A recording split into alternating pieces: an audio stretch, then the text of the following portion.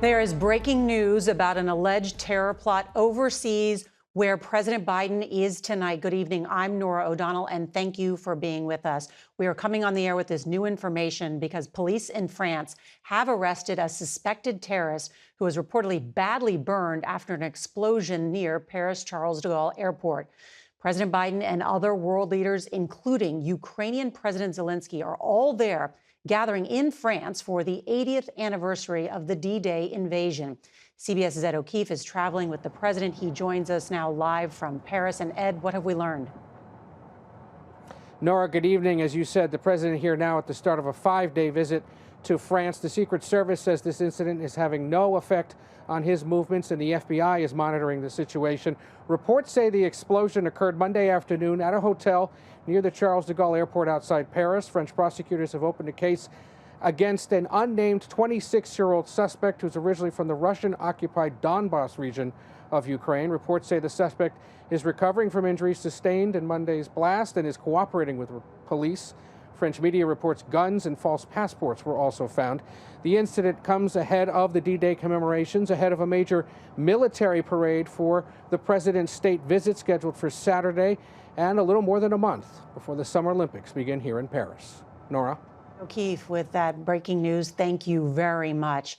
Also, this news back here at home tonight, President Biden's only surviving son sat in a Wilmington courtroom all day with the First Lady sitting behind him as jurors heard vivid and salacious details about his addiction and alleged behavior during a period where he's facing 3 criminal charges.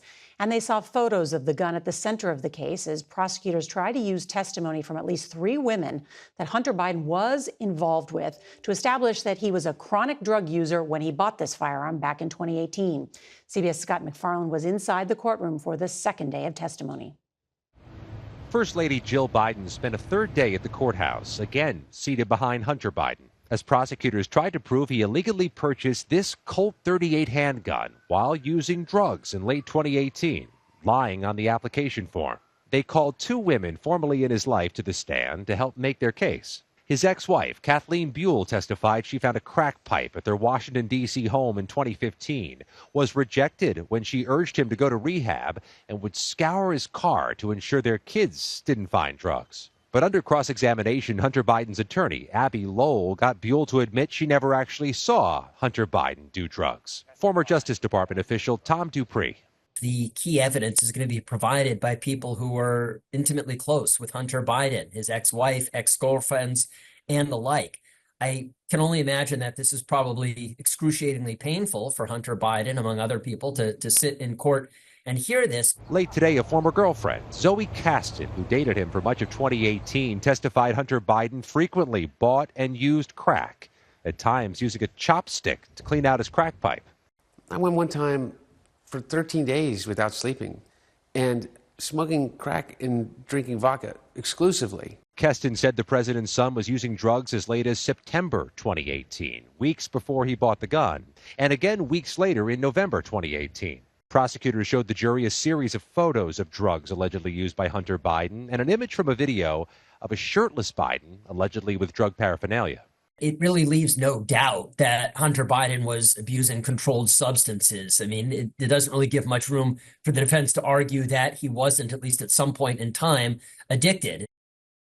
Still on the witness list for tomorrow is Hallie Biden, Beau Biden's widow, and a woman with whom Hunter Biden had a romantic relationship when the gun was purchased. Jurors saw that gun late today, zip-tied in a box and held up by prosecutors. Nora? Scott MacFarlane, very detailed testimony. Thank you. Well, there's some breaking news in the criminal cases against Donald Trump in Georgia and Florida, with indications tonight that the former president will not face trial again before the November election. Here's what we know. An appeals court in Georgia delayed Trump's election interference and racketeering trial indefinitely today while it considers whether Fulton County District Attorney Fani Willis should be disqualified from the case over her relationship with the former lead prosecutor. And then there's the case in Florida. Still no trial date set in Trump's classified documents case. And today, U.S. District Judge Eileen Cannon changed the timing for several important pretrial hearings. Tonight, dangerous temperatures are scorching much of the western U.S., with more than 31 million Americans from California to Texas under excessive heat warnings and advisories. So for how long it will last, let's bring in CBS Bay Area meteorologist Paul Hagan. Good evening, Paul. Nora, good evening. The big story is a phrase that we have used several times already, and that is heat dome. It's how we refer to a strong area of high pressure in the upper levels of the atmosphere. What that means is there is literally more atmosphere camped out over the southwestern United States, and the weight of this mountain of air exerts higher pressure. It compresses the air at ground level, and that heats up that air. It heats it up significantly, which is why tomorrow is going to be another day of record high temperatures, talking about 112 degrees in Phoenix, 111 degrees in Las Vegas. Those are just some of the hottest temperatures, but the 90s and 100s are going to be widespread, which is why tomorrow is another day with widespread excessive heat warnings and heat advisories over the southwestern United States. Now, these heat domes tend to be very persistent, lasting for days or even for weeks. And look at the 10-day temperature outlook for Las Vegas. The heat subsides just a bit over the weekend, but it's still going to be hot. And then the extreme heat returns again next week as the heat dome rebuilds. And if it seems early in the season, Nora, for this kind of extreme heat, it is. 2 weeks from tomorrow is the first day of summer. Wow, Paul Hagan, thank you. All U.S. embassies in the Middle East are on high alert tonight following an attack today outside the U.S. embassy in Beirut, Lebanon. A suspected ISIS gunman who was shot by security forces and arrested. No Americans were hurt. This comes as tensions rise along the Israel-Lebanon border, increasing the threat of a widening war. More now from CBS's Imtiaz Tayeb in Israel, where he was roughed up while covering today's news. This cell phone video captured what appears to be the shooter as he exchanged fire with the Lebanese army outside the U.S. embassy. The attacker, a Syrian national, was shot and has been hospitalized as investigators continue to search for a motive. The incident comes amid heightened tensions between Israel and Lebanon's powerful Iran-backed Hezbollah movement, who have been trading cross-border fire since the war in Gaza began. Tonight, Israel's prime minister warned of a very strong action in the north, with fears only growing Israel could engage in a wider war with Hezbollah. Tens of thousands of Israelis marched through the Old City for Jerusalem Day, an annual celebration of what Israel calls the reunification of East and West Jerusalem following the 1967 Arab-Israeli War. What makes this part of the march so controversial is this is the Muslim quarter of East Jerusalem, and it's seen as a real provocation to march through here like this. As the groups marched, Palestinians and journalists were attacked. And as some chanted death to Arabs, they tried to block our cameras from filming. You're trying to do my job.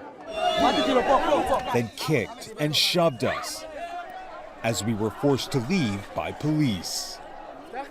And tonight, CBS News has learned the White House's top Middle East advisor has been sent to Egypt and the head of the CIA to Qatar as part of attempts to push for a breakthrough on the Israeli plan outlined by President Biden to end the war in Gaza and see the hostages released. Nora. Imtiaz Tayeb, thank you. Now a look at tonight's other top stories. It's day one of President Biden's new immigration policy. The new rule means that thousands of migrants may be quickly deported instead of staying in the U.S. while waiting their asylum. CBS's Lilia Luciano reports tonight from the border. We just got to the end of the wall here in Arizona. Of course, Mexico is on that side. And as we were arriving, they told us that we just missed the moment that this group of 15 people from Bangladesh arrived here to this encampment. What happens is the smugglers take them there, they walk across, and they wait here for Border Patrol to pick them up. What's going to happen to them now that the policy's changed? That's the big question. Gail Koserek volunteers with the Tucson Samaritans who deliver humanitarian aid all across the desert. I think they're still going to take the chance with Border Patrol unless the word really gets out and more people get deported and the word starts spreading. Then you might see a change. Now to a historic liftoff. 2 NASA astronauts are right now on their way to the International Space Station, riding in a brand new spacecraft made by Boeing. CBS's Mark Strassman explains why today is so significant. Here at the Kennedy Space Center, Nora, Starliner's launch meant the world to Boeing. A space shot at redemption. And liftoff of Starliner and Atlas V. Picture perfect. A new generation spacecraft heads to the space station carrying NASA astronauts Butch Wilmore and Sonny Williams after years of delays and more than $1 billion in cost overruns. It's a little bit of controlled emotion because there's a lot of phases of this mission, and we just completed the first one. Like its test flight to the International Space Station, Starliner's mission has a long way to go. And in New York City, a controversial congestion pricing plan won't go into effect at the end of the month as planned. CBS New York's Elijah Westbrook tells us about the last-minute change in gears. Commuters, Nora, are breathing a sigh of relief after the governor's stunning reversal in course today. The plan was supposed to go into effect June 30th, but now it's being put on hold indefinitely. The pricing plan was the first of its kind in the nation, and up to a $15 toll on drivers entering the busiest parts of Manhattan to reduce traffic and emissions while funding the city's struggling mass transit system. But it was never popular among commuters and New Yorkers statewide, and faced stiff resistance from the governor of neighboring New Jersey. Today, Governor Kathy Hochul said the pricing plan would put too much financial stress on the state's middle class. And thanks to our CBS News teams across the country. Now to this, in France, ceremonies will be held in the coming days, marking 80 years since the pivotal D-Day invasion of World War II. CBS's Charlie D'Agata is in Normandy tonight, where he took part in a special parachute jump honoring the heroes of D-Day. They were on the verge of launching the largest air assault the world has ever seen. More than 13,000 paratroopers from the 82nd and 101st Airborne Divisions flying straight into a hail of German anti-aircraft fire. This week, hundreds of American military veterans are taking that same journey on C-47s, the same aircraft used in the invasion that night. Oh, yeah. Like airborne vet Frankie Scarlatta from New Orleans. What is this D-Day landing like? This D-Day landing is so symbolic that it really rivals the birth of my first child. The birth of your first child? Yes, sir. He wasn't exaggerating. You're in. We boarded one of the 3 C-47s that would drop us over France from an airfield in England. As we took that same route, he shared just a hint of the dangers those paratroopers faced. A torn parachute, tangled rigging, missing the drop zone. The big difference here is some of these guys are just 19, 20 years old. They're landing in the dark, their aircraft is coming under fire, and so are they. Crossing the English Channel into France, aside from the roar of the engines, you could hear a pin drop. Until it was go time, when one by one we followed in their footsteps. We each took our own leap of faith into clear blue skies. 1,000, 2,000, 3,000. Grateful to see a 4,000. fully open parachute. Gotta go toward the T. Grateful for those who sacrificed their lives here. I'm parachuting into France. And grateful for a safe landing. Oh, I did it. Not everybody was able to walk away 80 years ago. It is here they fell, and here they will forever be remembered. D-Day has been referred to as the longest day, Nora. For some, it was the shortest. Behind me is the American Cemetery, containing the graves of 9,388 military dead. We are remembering them this week. Charlie D'Agata, thank you. Next, our Eye on America. The landscape of America's heartland is changing. We'll show you the potential new cash crop for farmers and how they're helping family farms grow their profits.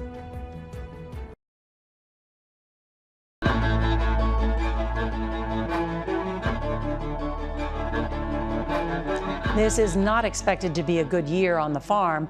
The U.S. Department of Agriculture is forecasting a 25% downturn in farm profits, but some farmers in Iowa have put something new in the ground to offset some of those losses. In tonight's Eye on America, CBS's Janet Shamlian has a look at their powerful idea. For Avi Howe, this is a window of opportunity. I have my very own wind direction machine out there. In fact, she has 3 wind turbines on her 160-acre farm in central Iowa. As farmers ready their fields, There's a new cash crop working the land year-round. Wind turbines. How much money do the turbines bring in each year? My payment is $35,000 this year, and it keeps going up with inflation. That's made the difference between keeping the family farm and losing it for struggling farmers, as agriculture becomes more unstable due to climate change. How many days is it windy out here? Practically every day, I would say. When her husband Wallace died a decade ago, farm debts lived on. How much debt did you have? I had $350,000. And now you have? 67. How did you get that paid off? With my wind turbine money. Each turbine takes up less than an acre, leaving plenty of farmable land. 2 decades ago, there were only a few hundred wind turbines in Iowa. Now there are more than 6,000 in this state, and they turn out about 60% of the state's energy. U.S. wind energy, clean and renewable, avoids carbon emissions equivalent to taking 73 million cars off the road. Nationwide, turbines power about 10% of the U.S. electric grid. You might call attorney Kathy Law the conduit for Iowa wind. The daughter and wife of farmers, she's helped place almost half the state's turbines. For my farm background, I think I can talk their talk and have conversations with the landowners that are interested in having wind turbines on their properties. Both women have fielded complaints from critics who say the turbines are a threat to wildlife, ruin the view, and that this is too noisy. What do you say to the naysayers? Nobody's requiring them to put that on their farms or on their land. We want to be able to put turbines on our land and receive those benefits. They need to be perfect. Avi Haupt is still old-fashioned in some ways. But on power, the 75-year-old is progressive. I look at it as progress. I think we can't stand in the way of progress. The vista has changed from decades ago, a view she says suits her. I need to give up 1 or 2 acres of my land so that I can generate a commodity that we all use every day, and we all want to use more of it every day. So I'm happy to be able to be a part of that generation. Perspective, focused on the future. For Eye on America, I'm Janet Shamlian in Wellsburg, Iowa. This is American innovation at its best. Love it. Great story. It's supposed to be the summer of the cicadas, but look out, New York. Here come the spiders. We're going to explain next. A man was found dead after a house was destroyed in a fiery explosion Tuesday night outside Chicago. Ring camera video shows 2 kids playing basketball and running for cover the moment the house went up in flames in the suburb of Lake Zurich. Neighboring homes were also damaged. The cause of the blast is under investigation. America's largest city is bracing for an invasion of unwanted 8-legged visitors this summer. Look at these guys. They're large yellow and black critters. They're called Jarrow spiders. They're originally from Asia, but since 2010, they've been spotted in nearly a dozen states between Florida and Ohio. They're expected to arrive soon in the New York area. They fly on the wind by shooting silk threads into the air, and get this, they have 4-inch-long legs. And while they're venomous, experts say these Jarrow spiders are not dangerous to people or pets.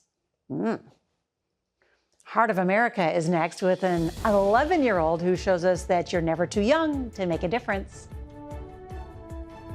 This portion of the CBS Evening News is sponsored by Farxiga. Visit us at farxiga.com. Finally, tonight's Heart of America, meet Dakin Kramer from Blue Springs, Missouri. The 11-year-old wanted to do something extraordinary as he finished his final year of elementary school, so he started a fundraiser in hopes of erasing his classmates' lunch debts. After posting a video online asking friends and family and even strangers to donate, he doubled his original goal by raising over $7,000, wiping away the debt completely. The school not only honored Dakin and his family at his 5th grade graduation, but officials announced that an annual award will be named after him, the Dakin Kramer Legacy Award for students who go above and beyond. Dakin had this advice for anyone trying to make a difference. Feel free to do it. And don't just do it for the attention. Do it because it matters and you want to try to make a difference. And he cares about his classmates. Dakin Kramer, tonight's Heart of America. And that's tonight's CBS Evening News. I'm Nora O'Donnell. Good night.